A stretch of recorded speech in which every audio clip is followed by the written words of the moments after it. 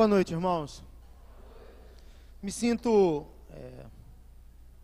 tocado pela poesia do seu Luiz e pela reflexão que fizemos logo no início do culto, né? E fiquei pensando, quanto vale a nossa família?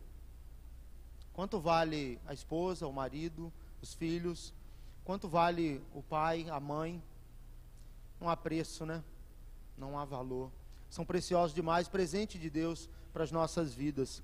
Hoje nós vamos continuar a nossa série. Na verdade, a gente fecha com a última mensagem da nossa série de mensagens Independência e Morte. E de alguma forma o texto, ele aponta para a família. Ele vai falar sobre família. Ele vai falar sobre o valor da família, do quanto ela é preciosa aos olhos de Deus. Por isso nós vamos ler Lucas 15, de 20 a 32. Eu vou pedir ao pessoal de mídias para me ajudar, eu estou sem o controle. Lucas 15, de 20 a 32, o texto será projetado. Antes da leitura nós vamos orar. E eu queria que você orasse, agradecendo a Deus por sua família e pedindo ao Senhor que derrame ricas bênçãos para que a sua família e você, é claro, esteja sempre, sempre no caminho do Senhor. Sempre. Se há problemas, certamente. Se há dificuldades, que você e eu sejamos os agentes para promover a restauração, a paz, o perdão, para demonstrar o que é o Evangelho, para que a nossa família caminhe também no caminho do Senhor. Vamos orar? Feche seus olhos.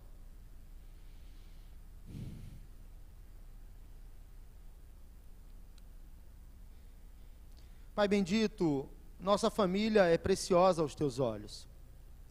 Nós somos preciosos aos teus olhos, porque o Senhor nos salvou, nos transformou, nos colocou uma roupa limpa, nos deu a condição e a capacidade de andar nos teus caminhos, de glorificar o teu nome e de dizer não ao pecado. Muito obrigado, Pai.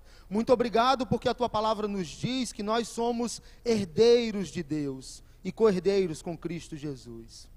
Nós fazemos parte do reino de Deus. Muito obrigado. Te agradecemos, Pai, e em especial nessa hora, pelo privilégio de ler a tua palavra e de ter a certeza de que o Senhor fala aos nossos corações. Fala, Pai, que o nosso coração esteja preparado e como um solo fértil para receber a tua palavra e transmitir, vivendo em novidade de vida, testemunhando também o teu evangelho. Essa é a oração que fazemos e oramos no nome de Jesus, o nosso Salvador. Amém. Vamos ler de forma alternada. Lerei os versos pares, os irmãos os ímpares, e o último nós leremos juntos.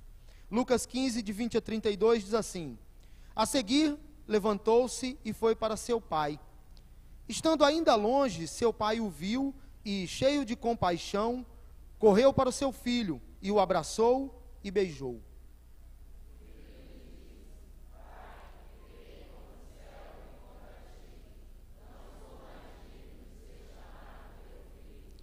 Mas o pai disse aos seus servos: Depressa, tragam a melhor roupa e vistam nele. Coloquem um anel em seu dedo e calçados em seus pés.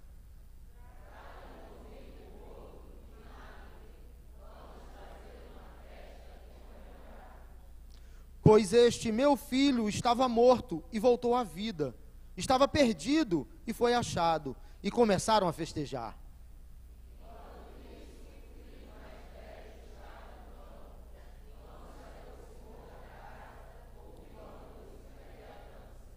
Então chamou um dos servos e perguntou-lhe o que estava acontecendo.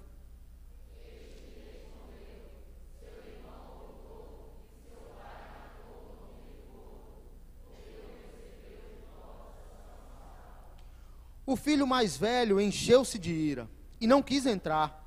Então seu pai saiu e insistiu com ele.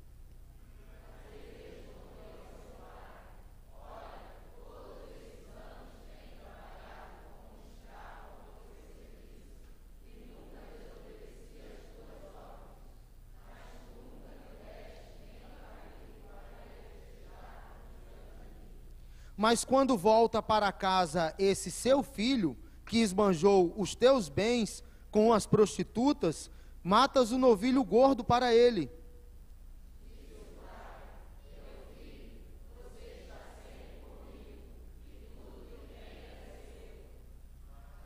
Mas nós tínhamos que comemorar e alegrar-nos, porque este seu irmão estava morto e voltou à vida, estava perdido e foi achado.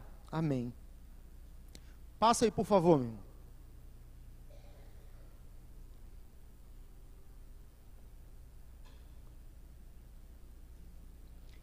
Nós conversamos um pouquinho na semana passada sobre a temática da nossa série e a ideia dessa série, né? Por que ela foi feita.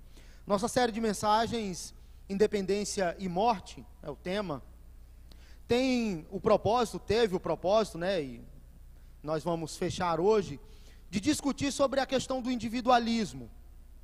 E esse individualismo que vem hoje disfarçado de satisfação pessoal e com uma capa, né, de coisa boa, de felicidade, ele na verdade começou lá atrás, não é um problema apenas do nosso século. Ele começou desde o dia em que Adão e Eva decidiram se rebelar contra Deus. Desde o dia em que Adão e Eva decidiram desobedecer a Deus. A partir dali, não é apenas o individualismo. A partir dali, o pecado passa a fazer parte da natureza humana. E nós, seres humanos, nos tornamos pecadores. Pecadores. O individualismo é apenas um problema dentre tantos. Vimos na semana passada que, ao afastar-se do Criador, Adão e Eva colheram para si condenação e morte. E o detalhe, irmãos, é que isso não fica apenas em Adão e Eva. Como representantes da humanidade, todos nós fomos afetados por essa condição. Todos nós fomos afetados pelo pecado. E aí uma criança, ela nasce, na primeira oportunidade que tem, essa criança vai pecar.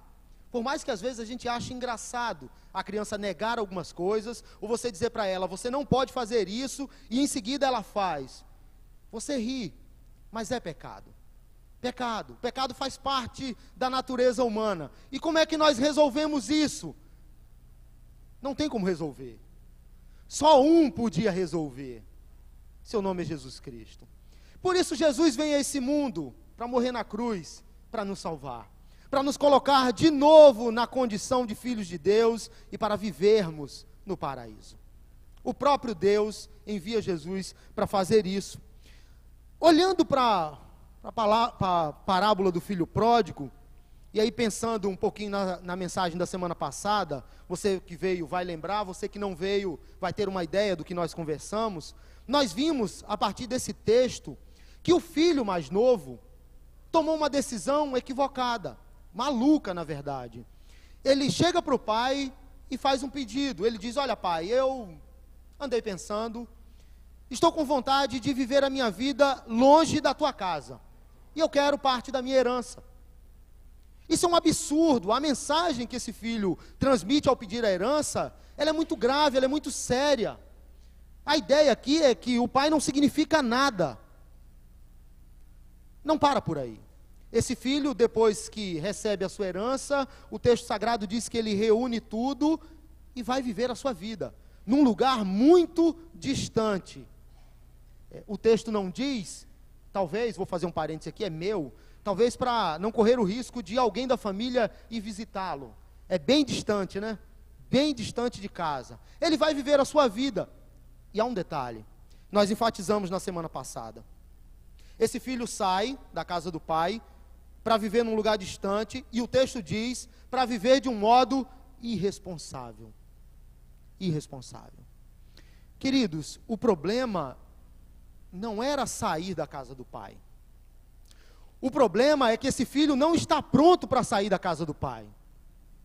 Na verdade, se pensarmos bem, o que a lógica diz, né? A criança nasce, ela vive com os pais, com o pai e com a mãe, vários anos. Chega num determinado momento, ela começa a namorar, ficar noivo, e aí vem o casamento.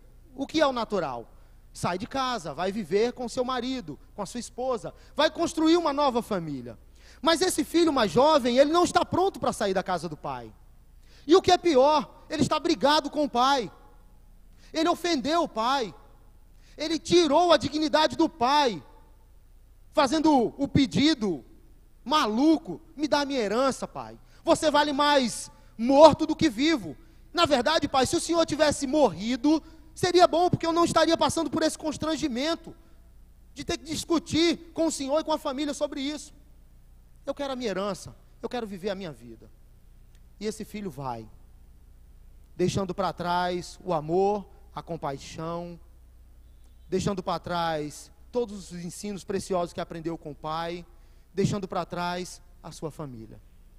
Esse filho vai para viver uma aventura sem limites. E como há aventureiros, né? Como há aventureiros. O texto sagrado diz que ele viveu e gastou tudo, toda a herança, aplicando na bolsa de valores. No tesouro direto, não. Gastou tudo de um modo irresponsável. Comprando o que não devia, gastando talvez em bordéis. Vivendo uma vida profana, esse filho gasta tudo. E quando ele cai e chega ao fundo do poço, ele percebe o que fez. Ele percebe as ofensas ao pai e à família. Ele percebe que ele tirou a dignidade da sua família ao tomar aquela decisão. Ele percebe que ele desonrou o nome da sua família, vivendo daquela forma, naquele lugar. E ele cai em si. O que eu fiz, Deus? O que eu fiz? Parti o coração do meu pai. Dei as costas para minha família. Não há ninguém. E o que é pior, não há nada. Não havia comida, não havia uma roupa limpa, não havia ninguém para socorrê-lo. Mas sabe, irmãos, eu aprendo algo legal com esse filho. Sabe por quê? Porque ele volta. Ele volta. O detalhe é que, às vezes, filhos precisam passar pela escassez do deserto para valorizar os conselhos dos seus pais. O detalhe, irmãos, é que filhos precisam passar por provações, por tribulações, para valorizar pai e mãe. Quantos aqui têm o pai e a mãe vivos? Quantos? Quantos aqui valorizam seu pai e a sua mãe? Aqueles que perderam seu pai e a sua mãe, como fazem falta? Esse filho volta. Volta.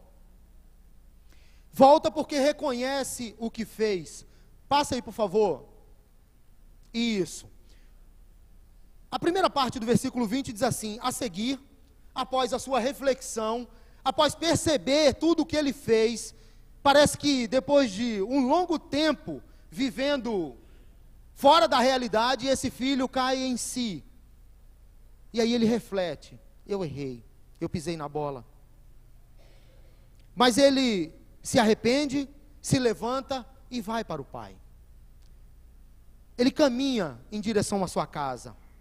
Ele poderia dizer assim, irmãos: ah, não volto não. Estou no fundo do poço, mas não volto. Vou procurar outros meios para ganhar dinheiro, para viver a minha vida, mas para minha casa eu não volto. Para a casa do pai, não volto. Ele poderia dizer assim: não, eu até estou errado, mas não estou disposto a ouvir isso de ninguém. Não reconheço, não volto. Poderia ou não poderia? Claro que poderia. Já se deparou com gente assim? Que sabe que está errado.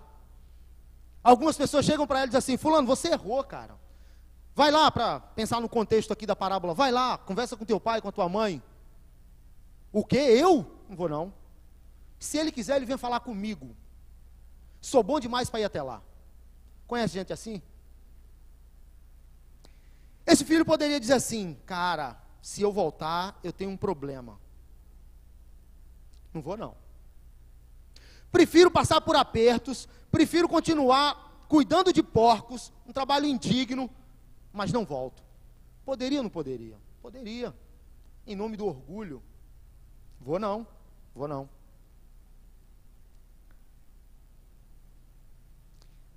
Irmãos, esse filho volta, porque reconhece que errou. Mas quantas vezes nós erramos e não reconhecemos?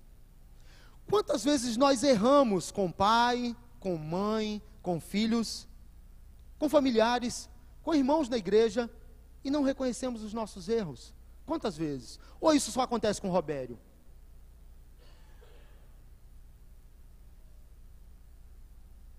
Esse filho volta. Volta porque precisa. Você pode pensar, ele está precisando, Robério, de comida. Ele volta. Esse filho volta, Robério, com um plano B. Ele vai dizer para o pai que quer viver como um trabalhador, que não é mais digno de ser chamado de filho. E é mesmo. Ele não podia mais. Desonrou o pai, tirou a dignidade do pai. Ele tem um plano B, Robério, mas ele volta. Ele volta. Ele volta para viver como um trabalhador, mas volta.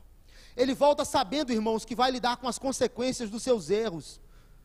A família, o pai, a mãe, os irmãos, a comunidade, o lugar onde moravam, as pessoas vão apontar, vão dizer, você é um nojento. Olha o que você fez com seu pai, você deveria ter voltado. Mas ele volta. Ele sabe das consequências, mas volta. Sabe por quê? Porque reconhece que errou. Ele reconhece que errou. E aí eu queria fazer uma aplicação aqui. Você errou com alguém?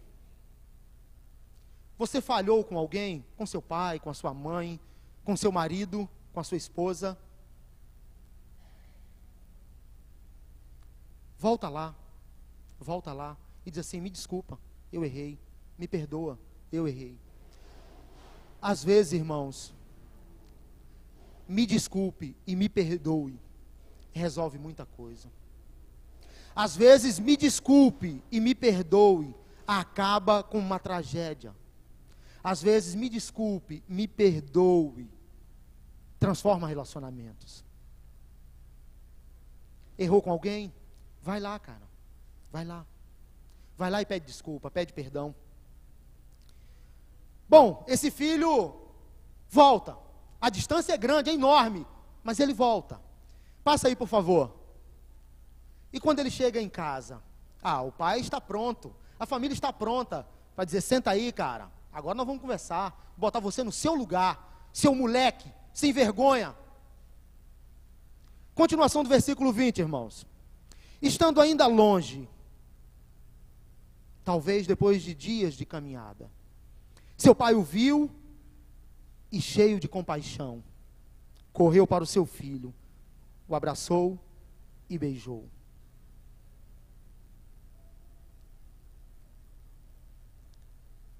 Quando esse filho pede a herança, eu fico pensando na dor e na tristeza do pai.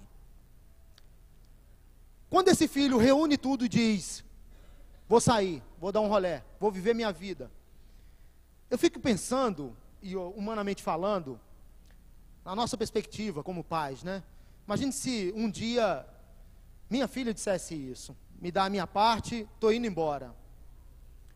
O que é natural? O que um pai diz, né? Olha, você já errou demais comigo, já passou dos limites, se você sair por aquela porta, você não volta, nessa casa você não entra, se você sair, não volta mais, se você sair, você morreu para mim, se você sair, acabou, se puder até apaga o meu sobrenome. Quantos filhos magoam os pais? E quantos pais agem assim? Esse pai, ele poderia dizer para esse filho assim, você me humilhou, você me ofendeu, você tirou a minha dignidade, eu passo na rua e as pessoas ficam cochichando, dizendo, lá o pai lá, ó, que o filho fez gato e sapato, agora você quer voltar? Aqui você não entra, essa casa não é mais sua, você não tem mais nada aqui. Esse pai poderia fazer isso, mas o texto sagrado, irmãos, ele diz que esse pai faz algo que ultrapassa os limites da compreensão humana. Esse pai corre na direção do filho, esse pai vê o filho e o seu coração se enche de alegria, porque é a materialização de um sonho, de alguém que nunca perdeu a esperança, de alguém que ficava todos os dias olhando para a estrada, dizendo: um dia meu filho vai voltar. Deus vai me conceder a alegria de meu filho voltar e eu abraçar. Eu não morrerei sem me reconciliar com meu filho. É a materialização de um sonho, de alguém que está disposto a restaurar, de alguém que está disposto a caminhar a segunda milha, de alguém que está disposto a demonstrar graça. Graça, irmãos, é um favor que nós não merecemos. Graça é a aplicação da misericórdia e não da justiça. Graça é fazer aquilo que nós precisamos e não o que merecemos. Esse pai demonstra graça. O que esse filho fez? Esse filho desonra o pai. Esse filho ofende o pai. Esse filho dá as costas para o pai. Se fosse o seu filho, imagine que o seu filho fizesse isso com você. Dissesse assim: pai, negócio seguinte, conheci uns amigos, nós vamos viajar, vamos viver, sei lá, em Las Vegas. O que acontece em Las Vegas, alguns dizem, né? Fica lá, o pessoal vive de qualquer jeito. Tô indo, pai, me dá um dinheiro aí. Não, meu filho, não vá não, problema, fica aqui mais um pouco, estuda, pega uma profissão, tal, não vai para lá não. Vamos ver aí, vamos traçar alguns planos. Não, pai, eu vou, o senhor fica na tua, pai. Desonra, tira a sua dignidade. Se o seu filho fizesse isso com você, o que você faria? Se o seu irmão fizesse isso com o seu pai ou com a sua mãe, que são preciosos para você, o que você faria? Se ele, depois de um tempo, batesse na porta e você, por ironia do destino, abrisse a porta e contemplasse lá o dito cujo, o que fazer? Abre a porta e diz: bem-vindo, o que passou, passou. O que você faria? O que esse pai faz, irmãos, é algo que nós precisamos aprender. Esse pai, de muito longe, demonstra graça e misericórdia.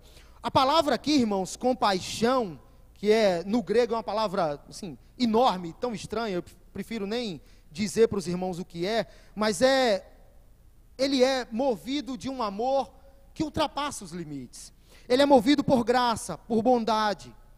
Ele é movido por um sentimento que deixa para trás remorso, raiva, tristeza, indignação, qualquer coisa que nos afaste da alegria pela restauração de alguém. O que esse pai tem é amor.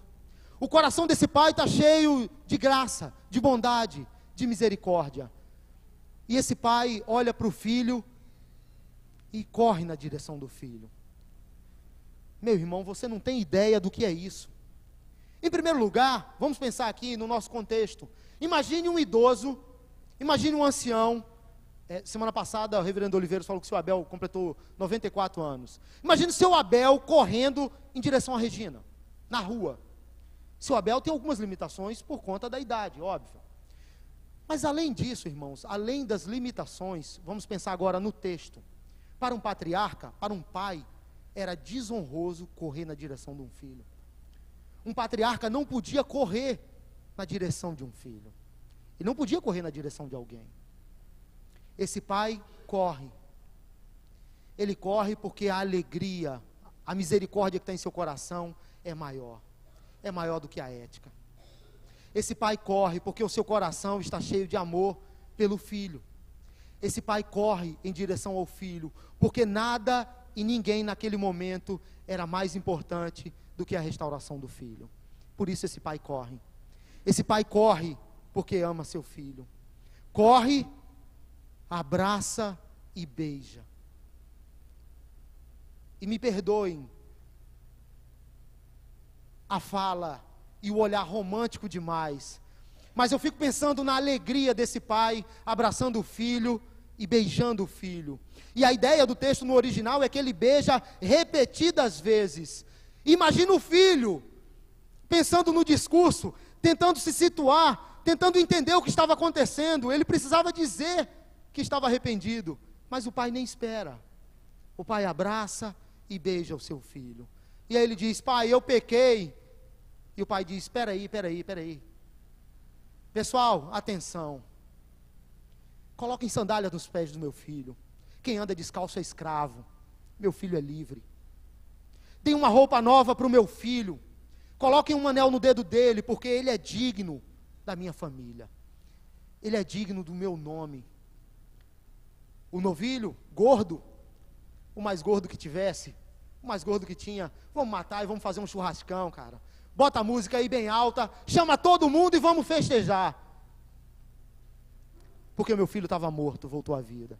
Ele estava perdido e foi encontrado. Festa, irmãos. Esse pai, eu não sei, mas parece que estava esperando que esse dia fosse acontecer. A sandália está lá, a roupa está lá, o anel está lá, e o novilho cevado, gordo, esperando, meu filho vai voltar e nós vamos dar uma festa. O que nós aprendemos com esse pai, passa aí por favor. Ele está disposto a promover a restauração, independente da ofensa. Você foi ofendido nessa semana? Certamente foi. Certamente foi. Nós somos ofendidos porque somos cristãos. Nós somos ofendidos às vezes porque discordamos das pessoas.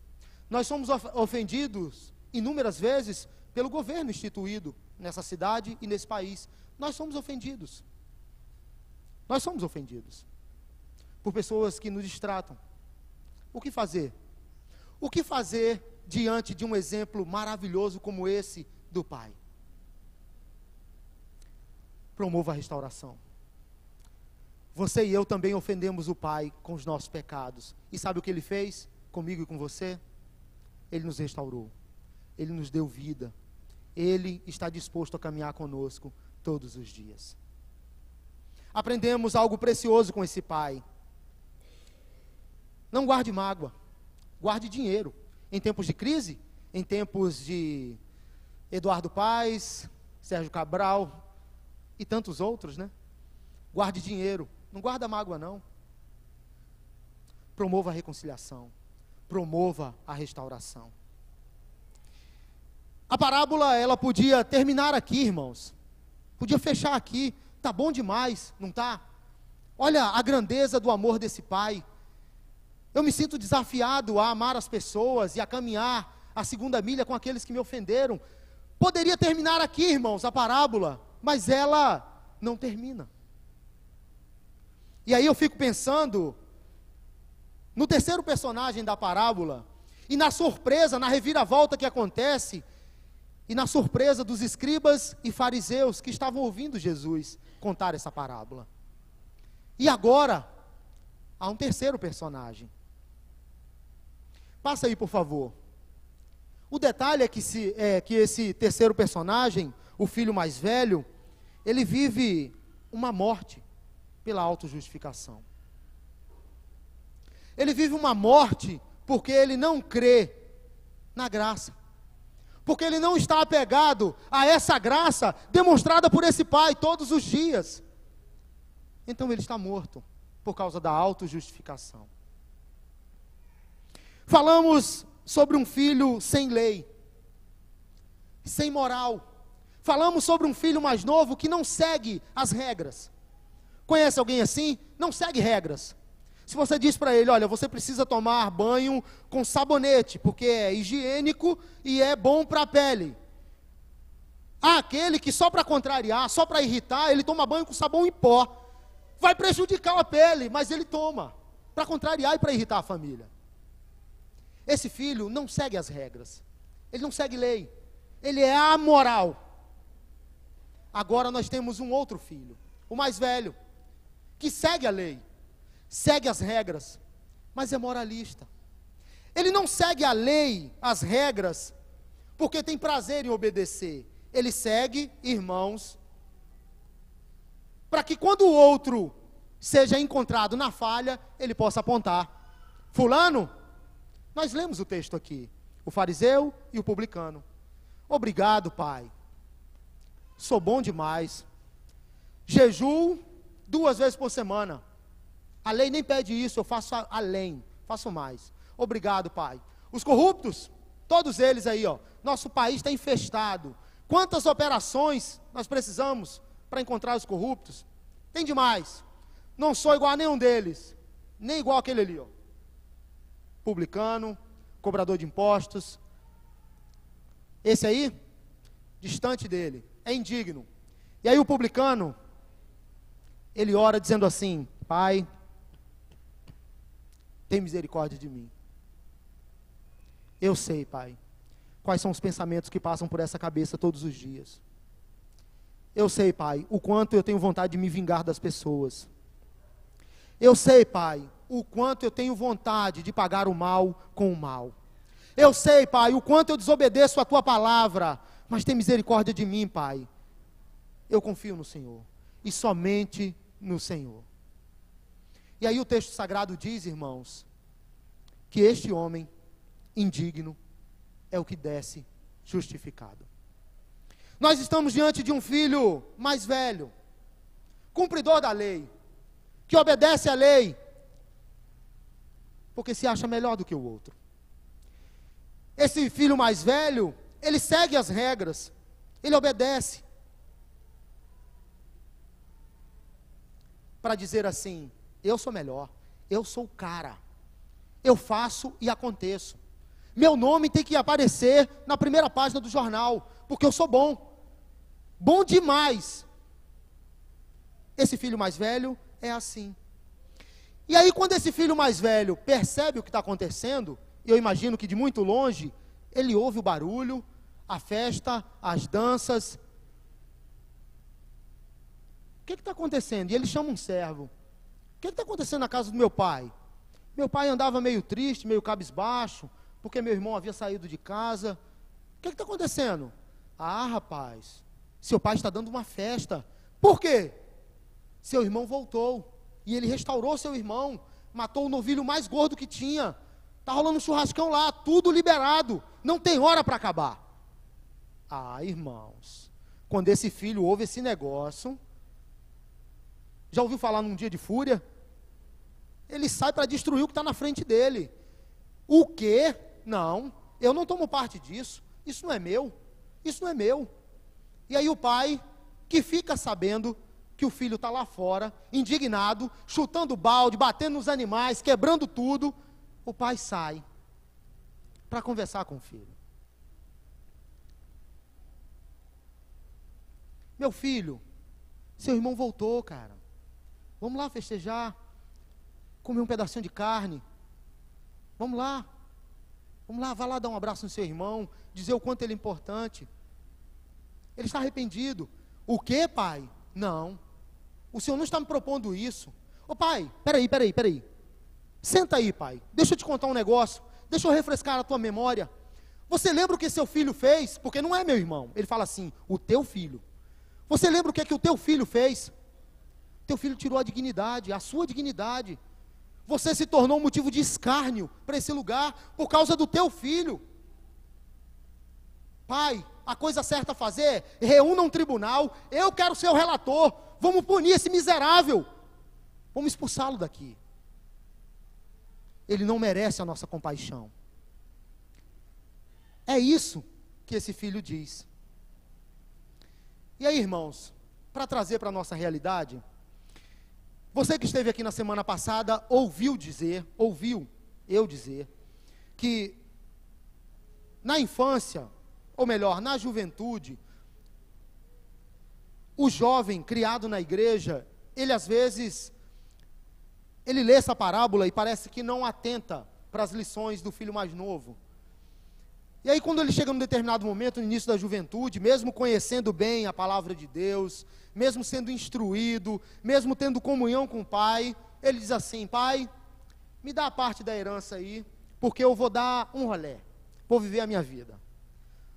Vou viver a minha vida aí. Vou curtir a vida. E curtir a vida, irmãos, muitas vezes é sinônimo de usar drogas lícitas, como beber, fumar, fazer sexo com várias pessoas. Curtir a vida é sinônimo de consumir drogas ilícitas, Curtir a vida é sinônimo de ir para a balada sexta-feira e voltar para casa no domingo ou na segunda. Curtir a vida é viver sem regras, curtir a vida. E alguns saem para curtir a vida. E eles vão e vivem lá a vida deles. E depois de algum tempo, eles começam a tomar e assimilar as pancadas que o mundo dá, porque o mundo não perdoa. O mundo bate e bate com força, joga você no chão e deixa você lá. E aí esse filho mais novo, depois de alguns anos, ele volta, com cicatrizes, marcado, arrependido, cheio de tristeza no seu coração, pelas decisões equivocadas que tomou lá atrás. Mas ele volta arrependido, e diz: Pai, estou voltando porque entendi o que é o Evangelho. Quero viver para Ti e somente para Ti. O detalhe, irmãos, é que quando esse filho mais novo volta, aparecem alguns irmãos mais velhos, para dizer assim: voltou, fulano? Antes tarde do que nunca, né? Voltou, apanhou pra caramba, bem feito. Voltou, agora a igreja é boa, né? Voltou, mas olha, presta atenção, você não vai fazer aqui o que você estava fazendo lá fora não. Aqui é a casa do meu Deus. Presta atenção, rapaz. Olha a sua roupa, olha o jeito como você fala, olha a forma como você age. Toma jeito, cara. Se for para viver assim aqui, melhor você voltar para lá. Filhos mais velhos, que experimentam a graça e o amor do Pai todos os dias, mas preferem se apegar à lei e a dizer assim: a hora que alguém errar, eu estarei pronto para apontar o erro e o defeito do outro. Você conhece gente assim? A segunda pergunta é melhor: você e eu já agimos assim? Você e eu já agimos como esse filho mais velho, que está disposto a fechar a porta para a reconciliação, fechar a porta para a restauração, para afastar aqueles que o próprio Deus já perdoou? Você e eu já agimos assim? O detalhe é que esse pai responde ao filho com graça, bondade e ternura. O pai poderia dar uma lição de moral nesse filho mais velho, não poderia? Poderia, claro que poderia. Você há tantos anos me serve, está dizendo aí, você não aprendeu nada, não aprendeu nada. Não tem coração, não tem cérebro, não tem nada. Poderia dar uma lição de moral nele, né? Mas o pai é gracioso demais, irmãos. O pai não faz isso. Passa aí, por favor, irmãos. Esse pai demonstra graça e bondade. A resposta do pai: meu filho, você é livre. Você não precisa viver como escravo. Você está comigo o tempo todo. E tudo o que é meu é seu. Tudo o que é meu é seu. Você é escravo desse complexo de perfeição e de produtividade que tanto alcança os homens. Sabe por quê, meu filho? Porque você vive se comparando com outras pessoas, e porque você quer ser melhor do que seu irmão. Você vive como um escravo porque você quer. Você é livre. Seja livre e viva como alguém que foi liberto nos nossos dias, em nome de Jesus. Você é livre, viva como alguém livre. Não seja escravo da performance, da produtividade, do fazer. Não seja escravo dessas coisas.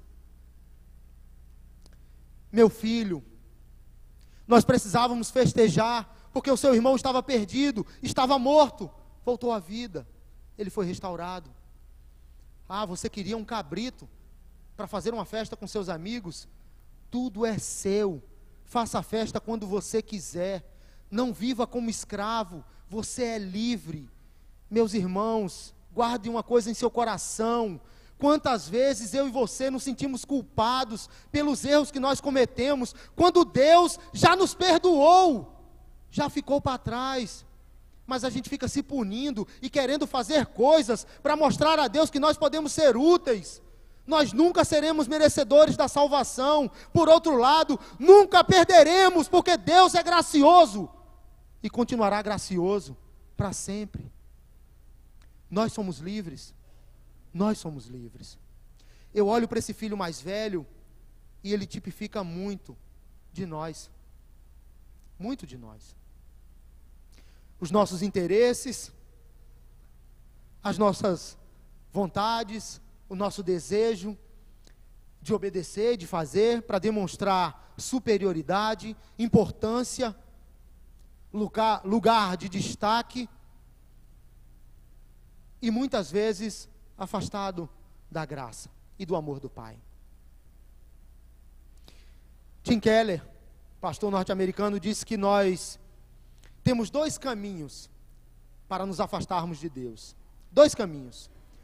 O primeiro deles é descumprirmos todos os mandamentos de Deus, vivendo como filho mais novo, desobedecendo a Deus. Não sigo regras, não sigo lei, não sigo mandamentos, não sigo nada. Eu vivo do meu jeito.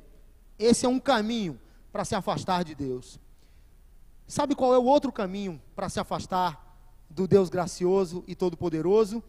É desejando cumprir todos os mandamentos de Deus para nos tornarmos importantes. Quando nós começamos a obedecer, a cumprir os mandamentos de Deus, para querer ser melhor do que o outro, nós nos tornamos pior do que o filho mais novo. O que o pai faz com o filho mais novo e com o filho mais velho? Ele demonstra graça. Porque o pai sabe que o que nós precisamos mesmo é graça. O pai demonstra misericórdia, porque ele sabe que nós precisamos muito da sua misericórdia. Esse pai demonstra compaixão, porque ele sabe o quanto nós dependemos da sua compaixão. Meus queridos, eu quero concluir contando uma história para você. Nós falamos aqui sobre uma parábola, mas há uma história. Ela aconteceu. Alguns diriam baseado em fatos reais. Havia um pastor que tinha 2 filhos. 2 filhos. Um rapaz, o mais velho, o primogênito, e uma menina. E o pai, ele tem a tendência, sabe lá Deus por quê? Os pais que têm meninas, depois podem me explicar. O pai, ele tem um negócio, cara, uma paixão pela menina, um ciúme. Só de falarem da possibilidade do namoro, não é? O pai já é tomado por um sentimento que ele precisa de graça. E aí o pai, ele amava, é claro, de igual forma os 2 filhos, o menino mais velho e a menina. Esse pai, pastor de uma igreja renomada, cara ético, correto, homem de Deus, criava os seus filhos debaixo da disciplina do Senhor, debaixo da orientação do Senhor. Esses filhos cresceram. E quando chegaram na juventude, algo inesperado aconteceu. Os filhos começaram a agir de um modo estranho com seu pai. E começou a haver ruído no relacionamento entre pai e filhos. Mas para piorar a situação e para resumir, para você entender, a menina, a princesinha do papai, ela se rebelou contra o pai. E essa filha saiu da igreja e disse: olha pai, você como pastor não tem mais autoridade sobre minha vida. E depois de um tempo, a relação piorou muito, irmãos. E essa filha deixou de falar com o pai. A comunicação passou a ser com gestos e acenos. A situação piora, as crises se intensificam, e essa filha um dia decide sair de casa. Essa menina coloca suas roupas dentro da mochila e avisa para a mãe: estou indo embora. Mas minha filha, para onde? Você enlouqueceu? Você não terminou ainda o ensino médio. Para onde você vai? Estou indo embora. Viver longe dessa casa, em qualquer lugar, vai ser melhor. Longe de vocês, em qualquer lugar, é melhor. E essa filha sai de casa. Depois de brigar com sua mãe e com seu pai. E depois de ofender muito o seu pai, especialmente o seu pai. Ela sai de casa. E essa filha conhece algumas pessoas que inicialmente se pareciam muito com amigos. Amigos. Vamos para a festa, tudo por nossa conta. Vamos tomar um negocinho, vamos beber um negócio, você vai ver como você vai ficar legal. E aí deram para ela uns comprimidinhos, o pessoal aí, especialista, Wanderson sabe, depois você pergunta para ele o nome lá que ele vai te dizer. Os remedinhos lá, deram uns comprimidos para a menina, ela enlouqueceu. Essa menina foi abusada sexualmente, colocaram um monte de droga nessa menina, e essa menina depois foi levada para um prostíbulo. Perdoe-me a palavra, mas eu preciso dizer exatamente o que aconteceu. E essa menina se tornou garota de programa. Quando ela percebia, nos poucos momentos de lucidez, o que estava acontecendo, o seu coração era tomado por grande tristeza. Por tudo que ela tinha feito, por suas decisões. E aí um dia, irmãos, ela conhece alguém muito especial. Esse alguém pergunta a história dessa menina, e ela conta a sua história. E aí essa pessoa diz, mas como você veio parar aqui? É um absurdo. Ela disse, por causa das minhas decisões. E essa pessoa então dá dinheiro para ela. Ela estava em outra cidade, em outro lugar. E ela então compra a passagem e manda um recado para a família, sabendo o que fez. Ela manda um recado na aventura de passar em casa e poder pelo menos pedir perdão ao pai, à mãe e ao irmão. Ela não obtém nenhuma resposta pelo seu bilhete, a carta, o e-mail, o WhatsApp, sei lá. Ela com a passagem nas mãos, toma a condução e vai para a cidade da família. Só que do lado de cá está a família, que recebe o aviso, que fica sabendo que a filha está viva, e mais, que ela tem o desejo de encontrar a família para pedir perdão. Essa família, irmãos, que ficou muito ofendida com a decisão dessa filha, muito magoada, esse pai pastor, que se sentiu inúmeras vezes constrangido diante da igreja, por causa da vida da sua filha, ele toma uma decisão. Ele chama a esposa e o filho e diz, olha, eu estou disposto a restaurar a minha filha. E mais, eu quero dar uma festa para recebê-la. Esse pai vai à igreja, chama o conselho, e os presbíteros que fechavam com o pastor, estamos contigo.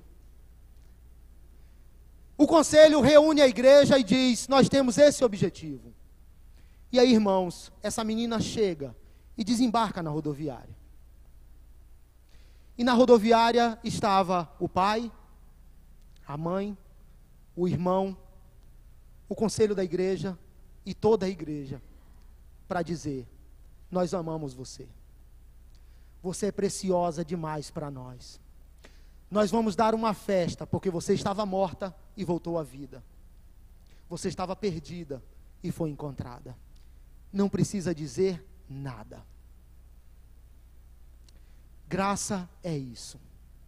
Graça é quando uma enxurrada cai sobre a vida de alguém que merecia a condenação. Graça é o que Deus fez por mim e por você. Olha para a sua vida. O que você merecia? O que você merece? Mas é isso que o Pai faz todos os dias por mim e por você, porque Ele nos ama. Eu quero deixar um desafio para você. E o desafio para você, para mim e para você. O desafio, ele vai dizer quem nós somos de verdade e o quanto a palavra do Pai está em nosso coração. Promova a reconciliação. Você errou com alguém? O nome veio à cabeça agora? Peça perdão. Saia daqui disposto a pedir perdão. Alguém errou com você? Perdoe. Saia daqui disposto a perdoar. O pai, a mãe, seu irmão, familiares, promova a reconciliação como faz o Pai todos os dias. Queridos, isso é graça, isso é evangelho, e o evangelho produz transformação em nossas vidas. Que Deus nos ajude a todos os dias viver esse evangelho para a glória do seu nome. Amém.